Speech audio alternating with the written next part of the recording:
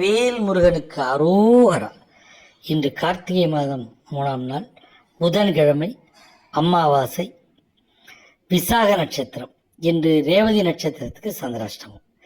இன்றைய ராசி பலன் எப்படி இருக்கிறது என்பதை அறிந்து கொள்ள நீங்கள் ஆர்வமாக இருப்பீர்கள். பார்க்கலாமா? மேஷராசி அன்பர்களே, உங்களுக்கு நட்பு வட்டாரம் விரிவடையும். ரிஷவராசி அன்பர்களே, இன்று உங்களுக்கு லாபம்தான். மிதுனராசி அன்பர்களுக்கு கேட்ட இடத்தில் உதவி கிட்டும். கடகராசி அன்பர்களுக்கு அனைத்திலும் நன்மை. சிம்மராசி அன்பர்களுக்கு ஆதாயம் கிட்டும். கன்னிராசி அன்பர்களே, இன்று நிம்மதியாக இருப்பீர்கள்.